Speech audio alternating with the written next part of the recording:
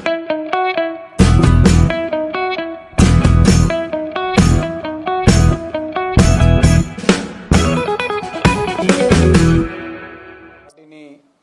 પરિષદમાં આપ સૌ પત્રકાર બંધુઓનું ખૂબ ખૂબ સ્વાગત છે.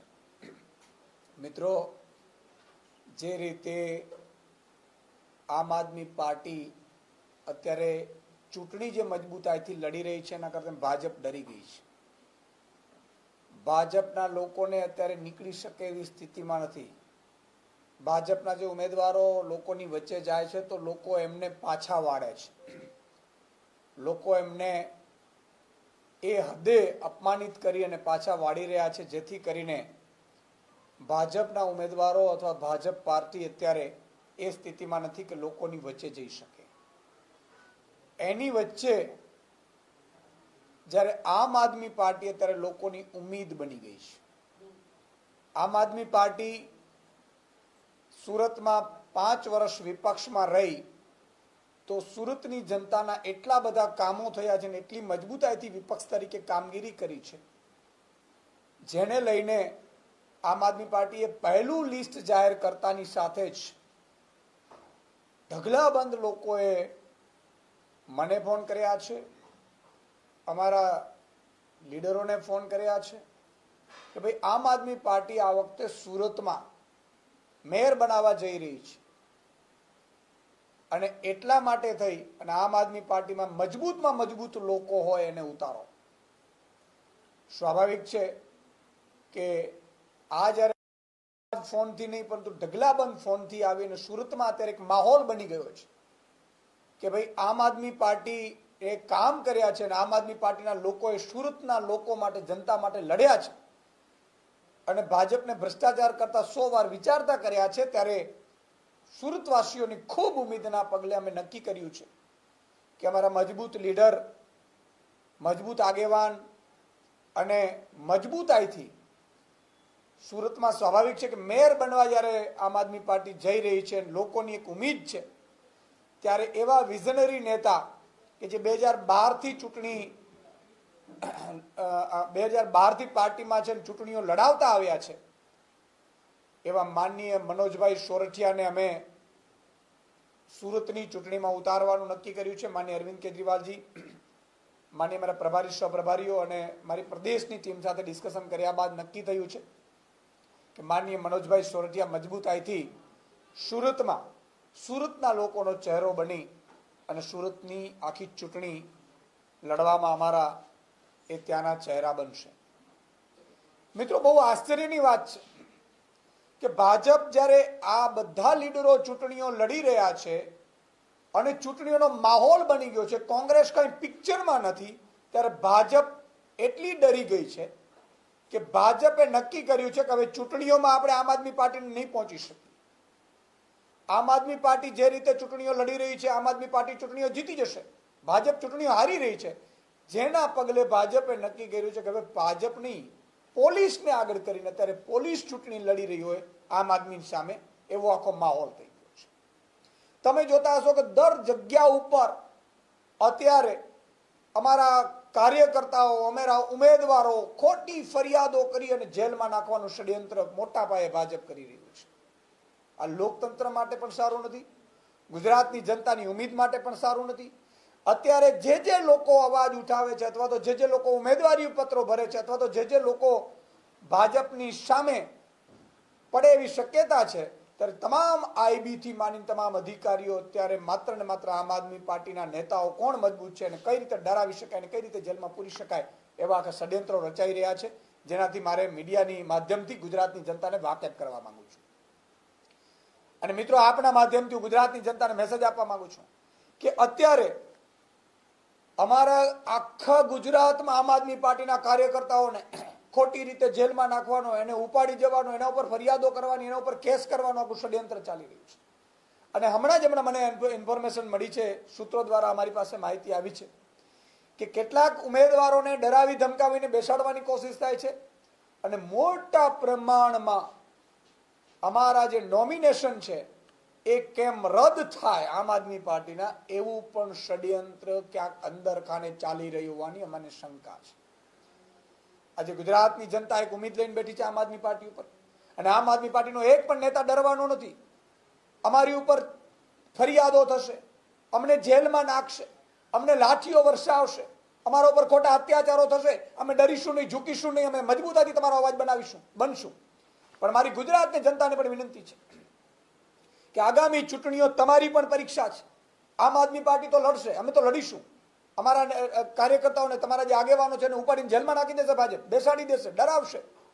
પણ મતદાનના દિવસે, જે દિવસે મતદાન કરો ત્યારે તમારી આત્માને પૂછીને તમારા માટે જે લડે છે, અત્યાચાર માટે અવાજ ઉઠાવે છે, એ અત્યાચારનો અવાજ દબાવવા માટે જે ભાજપ કોશિશ કરી રહ્યું છે, ભાજપ વિરુદ્ધ મતદાન કરીને ઝાડુનું બટન દબાવજો, હું અપીલ કરું છું. મિત્રો તમે જોતા હશો અત્યારે એક બાજુ ભાજપ વારંવાર એવું કહી રહી છે કે કોંગ્રેસને અમે બે જ છીએ, કોંગ્રેસને અમે મજબૂત, અને કોંગ્રેસ મજબૂત થાય એમાં રસ છે. શું કામ? કે પછી એ બેસી શકે. અને અત્યાર સુધી કોંગ્રેસના કેટલા નેતાઓ ઉપર એફઆઈઆર થઈ ભાઈ. આજે ઈશુદાન ગઢવી પ્રદેશ અધ્યક્ષ છે, છતાં એમની ઉપર ખોટી એફઆઈઆર કરી અને જેલમાં નાખી દેવામાં આવ્યા. ભાઈ અમારો શું ગુનો છે? અમે શું ગુનો કર્યો છે ભાઈ? અમે લોકોનો અવાજ બનીએ છીએ. પણ ઠીક છે, પણ મારે એ કહેવાનું છે, કોંગ્રેસના નેતાઓ ઉપર કોઈ એફઆઈઆર નથી થતી, કોંગ્રેસના કાર્યકર્તાઓ ઉપર એફઆઈઆર નથી. મેં તો એવું સાંભળ્યું છે કે જ્યાં કોંગ્રેસને ઉમેદવારો નથી મળતા તે ભાજપ પૂરા પાડી રહી છે. આ શું થઈ રહ્યું છે ગુજરાતમાં? તો ગુજરાતની જનતા પાસે તમારા મીડિયાના માધ્યમથી આ મેસેજ પહોંચવો જોઈએ કે ભાજપ કોંગ્રેસ એક થઈ પોલીસનો સહારો લઈ, પોલીસ આગળ કરીને ચૂંટણી આમ આદમી પાર્ટી સામે લડી રહી છે, આમ જનતા સામે લડી રહી છે. બીજો બે મુદ્દા મારે આપની સમક્ષ બીજા લાવવા છે. આજે ઘણા લોકો, ખેડૂત આંદોલન થયું, ખેડૂતો ત્યારે જે વિરોધ કરી રહ્યા હોય અથવા તો જેલમાં ગયા હોય, એ લોકો એક્ટિવ હોય, એમને પણ ડરાવવામાં આવી રહ્યા છે કે તમે જો આવું કરશો તો તમને ખોટી રીતે જેલમાં નાખી દેવામાં આવશે. પોલીસો ધમકી આપી રહ્યા હોવાના પણ મેસેજ છે. અને મને એવા પણ અંદરખાને મેસેજ મળ્યા છે કે હજુ તો ઘણા આમ આદમી પાર્ટીના લીડરોને આ લોકો, ભાજપ એટલી ડરી ગઈ છે કે ચૂંટણી લડવા સક્ષમ નથી. ભાજપ સીધી રીતે ચૂંટણી લડી શકે એમ નથી. ભાજપના કામથી ચૂંટણી ભાજપ લડી શકે એમ છે નહીં. ભાજપ પાસે કોઈ એવા મુદ્દા નથી કે જેના માટે ચૂંટણી લડી શકે. ત્યારે ચૂંટણીમાં આમ આદમી ન લડી શકે, આમ આદમીને કેમ બેસાડી શકાય, આમ જનતાને બેસાડી શકાય કેમ, એનાથી ઉપર નોમિનેશન કેમ રદ થઈ શકે, એવા ષડયંત્રો કરાઈ રહ્યા છે. જેનાથી અમે ગુજરાતની જનતાને વાકેફ કરીએ છીએ. અમે એટલી ક્લિયર છે ગુજરાતની જનતાને કહીએ છીએ, અમે તમારા માટે લડીશું, ઝૂકીશું નહીં, ડરીશું નહીં. આ લોકો એક એફઆઈઆર કરે, 2 કરે, 5 કરે, જેટલી અમને ફરિયાદો કરવી હોય તે કરે, પોલીસને આગળ કરે, અમે ઝૂકવાના નથી. અમે લડીશું અને ગુજરાતની જનતાની સાથે લઈ અને આ ચૂંટણીઓ જીતીને બતાવીશું. આપને કોઈ કઈ સવાલ હોય તો?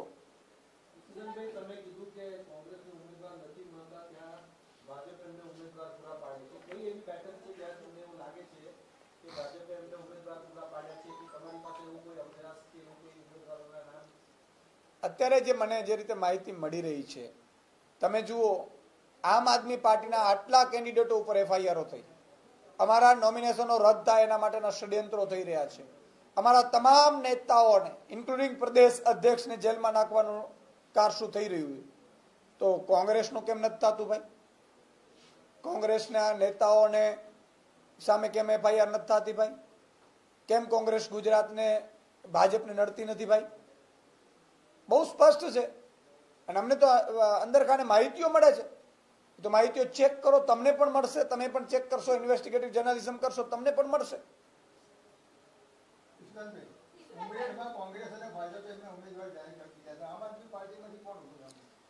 ઉમરેઠની વિધાન પેટા ચૂંટણીમાં જો આમ આદમી પાર્ટી લડે છે ત્યારે મજબૂતાઈથી લડે છે.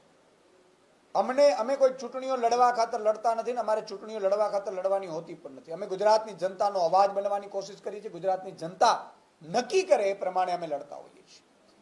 આજે ઉમરેઠની જે વિધાનસભાની ચૂંટણી આવી, અમારો ફોકસ અત્યારે સ્થાનિક સ્વરાજ્યની ચૂંટણીમાં 100% ફોકસ અમારો આપવાનું છે.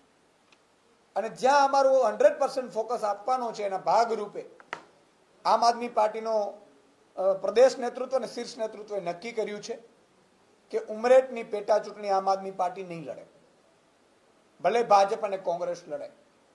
અને ભાજપ અને કોંગ્રેસ વારંવાર એવું કહે છે કે આ આની બી ટીમ છે ને આ એની બી ટીમ છે. હું એમને અભિનંદન આપીશ કે તમારામાં તાકાત હોય, કોંગ્રેસને પણ કહીશ તમારામાં તાકાત હોય તો ભાજપને હરાવીને બતાવજો. નહીં તો એક ચૂંટણી આમ આદમી પાર્ટી લડી હતી વિસાવદરની, ભાજપના જેટલા પણ નેતાઓ મંત્રીઓ મુખ્યમંત્રી પ્રધાનમંત્રી ઉતર્યા હતા છતાં પણ ગુજરાતની જનતાને સાથે લઈને આમ આદમી પાર્ટી જીતીને બતાવ્યું હતું. હું અભિનંદન આપું છું એ બંને ઉમેદવારોને કે એ લોકો જનતાનો મુદ્દાઓ લઈ અને ચૂંટણીઓ લડે અને જીતે.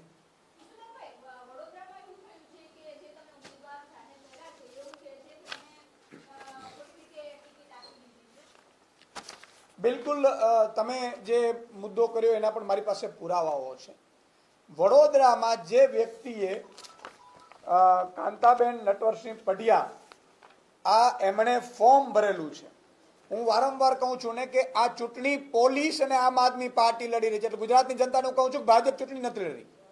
ભાજપના અદના કાર્યકર્તાઓ પણ ખૂબ નારાજ છે ભાજપની આ સિસ્ટમથી. ભાજપે અત્યારે કામના મુદ્દા ઉપર જઈ શકે એમ નથી. મોંઘવારી વધી ગઈ છે, ભ્રષ્ટાચાર ચરમસીમાએ છે, ગટરની વ્યવસ્થાઓ નથી, પાણી ભરાય છે, શહેરોમાં રહેવા લાયક રહેવા નથી દીધું. સારા જેટલા પણ ભાજપના વિરોધી તેના મકાનો તોડી પાડ્યા છે. એટલે ભાજપને કોઈ મત આપવા તૈયાર નથી, ભાજપના લોકોને ઘૂસવા દેવા તૈયાર નથી. સોસાયટીઓમાં બેનરો લગાડવામાં આવ્યા છે કે ભાજપના નેતાઓએ પ્રવેશ નહીં કરવો. આ સ્થિતિમાં ભાજપ આમ આદમી પાર્ટી પાસે જે મજબૂત ઉમેદવારો આવે એને કઈ રીતે પોલીસના ડરથી અથવા ધમકાવીથી બેસાડી દે છે એવું આ દાખલા બની રહ્યા છે. અને એમાંનો એક દાખલો જે મારી પાસે આવ્યો છે આ છે કાંતાબેન જે નટવરસિંહ પઢિયાર જેમની ટિકિટ અમે જાહેર કરી છે એમણે આ ફોર્મ ભર્યું છે. આપને ફોર્મ પણ આપવામાં આવશે, અમે દરેકને ફોર્મ ભરાવડાવીએ છીએ. ઉમેદવારી પત્ર કરવા માટે ફોર્મ છે, આ એમણે ફોર્મ ભરેલું છે. સાથે સાથે આ ચેતરભાઈની સાથે એ ઉપસ્થિત છે ભાઈ, એટલે એ આમ આદમી પાર્ટીમાં લડવા માંગતા હતા પણ હમણાં જ હાલમાં જ આજે જ એમને કોઈના કોઈ કારણસર, ખબર નહીં હવે ધમકી મળી હોય ના મળી હોય અમને ખબર નથી, અમારી પાસે કોઈ એવા પુરાવા નથી, પણ અત્યારે એમણે રાજીનામું આપ્યું છે ને એવું કીધું છે કે અમે આમ આદમી પાર્ટીમાં લડવા નથી માંગતા. એટલે મિત્રો આ જંગ બહુ લાંબી છે. અમે લોકો બહુ નાના પરિવારમાંથી આવીએ છીએ. અમારા દીકરા કોઈ બાપ, અમારા કોઈ મુખ્યમંત્રીઓ નથી રહ્યા. એટલે અમને પોલીસ ડરાવે છે, પોલીસ ધમકાવે છે. અમે અમારો ગુનો શું છે? અમે ગુજરાતની જનતાનો અવાજ બની છે, અમારો ગુનો છે. અને એટલા માટે અમારા ઉમેદવારોને બેસાડી દેવામાં આવવાની કોશિશ કરે છે, અમારા ધમકાવવાની કોશિશ કરે છે, અમારા ઉમેદવારોને જેલમાં નાખવાની કોશિશ કરે છે. ગુજરાતની જનતાને, ભાજપના અદના કાર્યકર્તાઓ, કોંગ્રેસના અદના કાર્યકર્તાઓને વિનંતી કરું છું કે આમ આદમી પાર્ટીમાં અમે માત્ર વ્યવસ્થાનો ભાગ છીએ. ચૂંટણીઓ તમે લડો છો, ગુજરાતની જનતાને તમારે જીતાડવાની છે, તો તમામ લોકો મત છે એ ઝાડુને આપે એવી હું વિનંતી કરું છું. અમે આટલી ચારે બાજુથી મોરચા માંડ્યા છે ભાજપે અને પોલીસે, એની સામે અમે લડી રહ્યા છીએ. એક નાના લોકો છીએ, સામાન્ય પરિવારમાંથી આવીએ છીએ, અમારો ગુનો એ છે કે અમે તમારો અવાજ બનીએ છીએ. ત્યારે આ લોકો ચારે બાજુથી મહાભારત અને યુદ્ધની જેમ સ્થિતિ કરી લીધી છે. અભિમાનીઓને ઘેરી લીધો તો ચારે બાજુથી ખોટી રીતે, એવી જ રીતે આમ આદમી પાર્ટીને ઘેરવાની કોશિશ થઈ છે. આમ આદમી પાર્ટી ડરવાની નથી, ઝૂકવાની નથી, પણ મતદાન તો જનતાએ કરવાનું છે. જનતાને અપીલ કરું છું, ભાજપના અદના કાર્યકર્તાઓને અપીલ કરું છું કે લોકતંત્ર બચાવવાનો છે. કોંગ્રેસના અદના કાર્યકર્તાઓને કરું છું અપીલ કે તમારે પણ આ ગુજરાતને બચાવવાની જરૂર છે. એટલે આમ આદમી પાર્ટી માટે મહેનત કરજો અને ઝાડુને બટન દબાવજો એવી મારી વિનંતી છે ગુજરાતની જનતાને. એક બીજો મુદ્દો પણ મારા ધ્યાનમાં આવ્યો છે. દરેક લોકો અત્યારે એક ફેશન બની ગઈ છે ગુજરાતીઓનું અપમાન કરવાની. હજી પડે તે વ્યક્તિઓ જ્યાં જ્યાં પોતાને લાગે ચૂંટણીઓ લડવા માટે ત્યાં વારંવાર ગુજરાતીઓનું અપમાન કરે છે. માનનીય કોંગ્રેસના રાષ્ટ્રીય અધ્યક્ષ ખડગેજીએ આજે જ્યારે કેરેલામાં જઈ અને ચૂંટણી પ્રચારના અર્થે કંઈક ગયા હશે ખબર નહીં, એમણે ગુજરાતીઓનું અપમાન કર્યું છે. એમને ખબર હોવી જોઈએ કે મહાત્મા ગાંધી અંગ્રેજોની સામે જે લડ્યા છે એ અમારા ગુજરાતી છે. એમણે વિદેશમાં બેરિસ્ટરમાંથી ભણીને આવ્યા, સાઉથ આફ્રિકામાં નોકરી કરતા હતા, સૂટ બૂટમાં અહીંયા ધોતી પહેરીને આ અંગ્રેજોને અહિંસાના રસ્તે જઈ અને અંગ્રેજોને ભગાડીને આઝાદી લાવવામાં મહત્વનો ફાળો મહાત્મા ગાંધીજીનો છે. અમારા સરદાર વલ્લભભાઈ પટેલ ગુજરાતી છે કે જેમણે છેલ્લે તમે જુઓ હૈદરાબાદ કે જુનાગઢ હોય એ સફળ ઓપરેશનો પાર પાડી એ વ્યક્તિએ આજે અખંડ ભારત બનાવ્યું છે. એ સરદાર વલ્લભભાઈ ગુજરાતી છે. કેટલાય એવા મહાન ગુજરાતીઓ થઈ ગયા છે, અમારા કવિઓ થઈ ગયા છે, અમારા કેટલાય ગુજરાતીઓ આ દેશ માટે બલિદાન આપ્યું છે. ગુજરાતની જનતા શાંતિપ્રિય જનતા છે, બધાને આવકારે છે. જ્યારે લાખો લોકો આવે છે અહીંયા ગુજરાતમાં કામ કરવા માટે, મહેનત કરવા માટે, મજૂરી કરવા માટે, ગુજરાતીઓ એને અપનાવ્યા છે. ત્યારે ગુજરાતીનું અપમાન આ કોંગ્રેસે કર્યું છે, ક્યારેય સહન નહીં કરી લેવામાં આવે. હું દરેક ગુજરાતીને વિનંતી કરું છું કે ભાજપથી આપણે કંટાળી ગયા છે, ત્રાહિમામ પોકારી ગયા છે. સામે પક્ષે કોંગ્રેસે પણ જો ગુજરાતીનું અપમાન કર્યું છે, આપણું અપમાન કર્યું છે, તમારા અને મારા દાદાજીનું અપમાન કર્યું છે, કોંગ્રેસને પણ આગામી સ્થાનિક સ્વરાજ્યની ચૂંટણીમાં મત ન આપતા અને ગુજરાતીઓએ ગુજરાતીનો બદલો લે, ઝાડુને બટન દબાવે એવી હું વિનંતી કરું છું.